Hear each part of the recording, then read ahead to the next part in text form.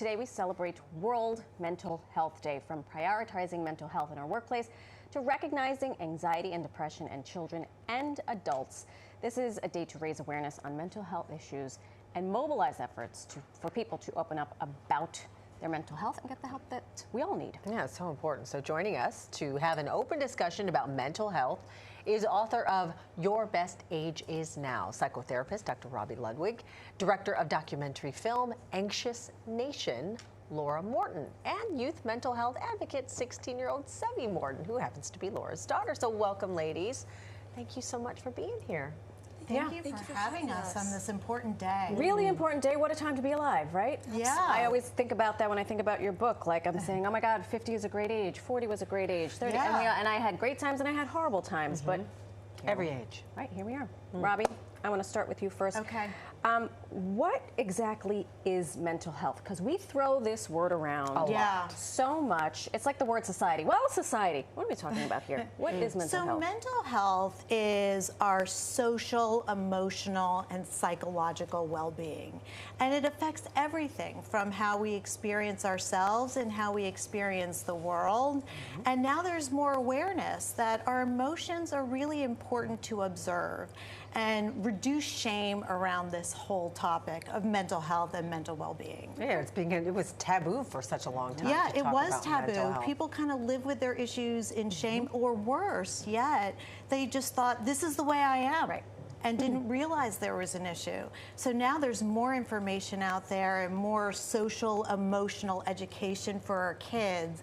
So they are becoming more aware of who they are and their emotional state, which is where we want to be. Right, right. And I love that the workplace also is identifying the importance of taking care of our mental health.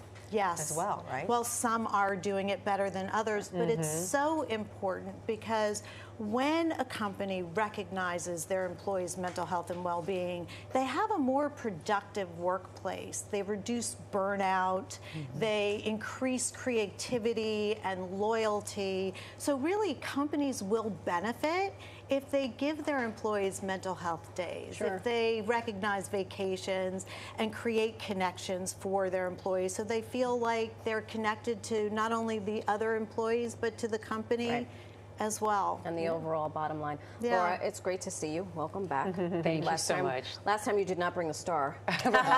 Listen, I'm D-list next to her. Oh my gosh. Talk to us about the effects of anxiety, not only on children, but on parents. I feel like it's a very symbiotic relationship. Very much so. And how do we make it healthy? Sure. Well, as you know, Vivek Murthy came out recently and was talking about the very high levels of anxiety among parents. And our film Anxious Nation actually delves into that journey every bit as much as it delves into the journey of children. I think, we talked about this last time I was here, but I think it's worthy of repeating.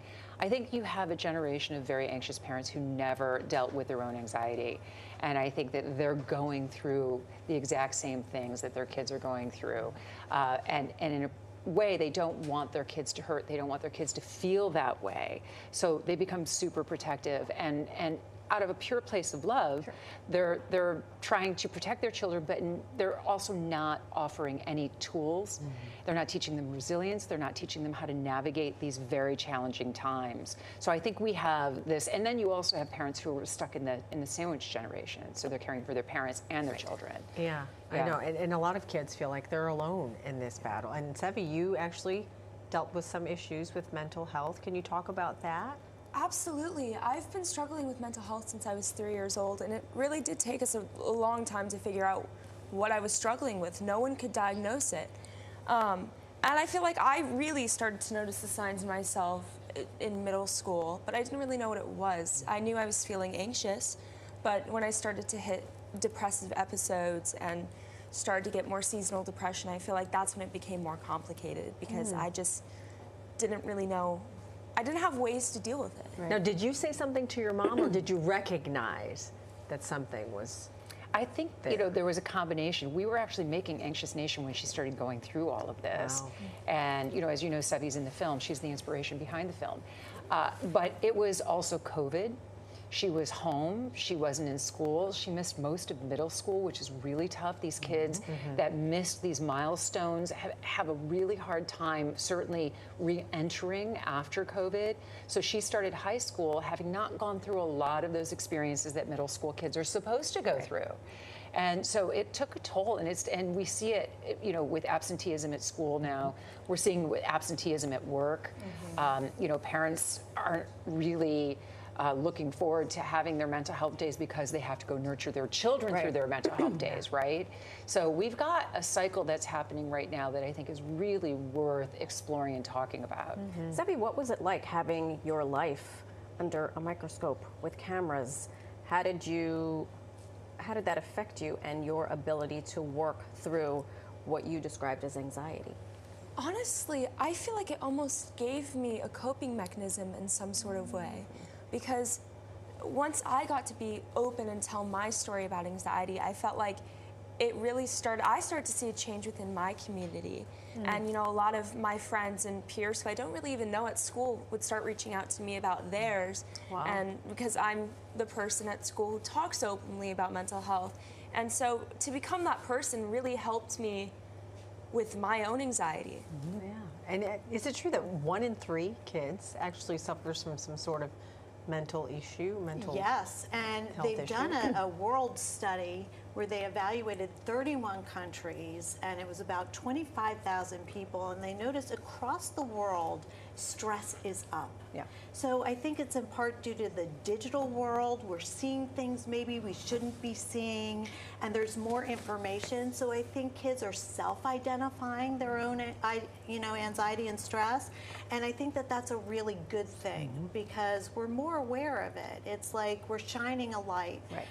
But many are very vulnerable, and I think we're more isolated. It's like we're more connected in certain ways, but many live in isolation, attached to their phone, which is addictive, and we need to find a new strategy given the new world that we all live in. Really quick before we go, Sevey, I want to give you the last word. For folks who are watching at home who have young people in their lives, what would you tell them if they are struggling with their own mental health?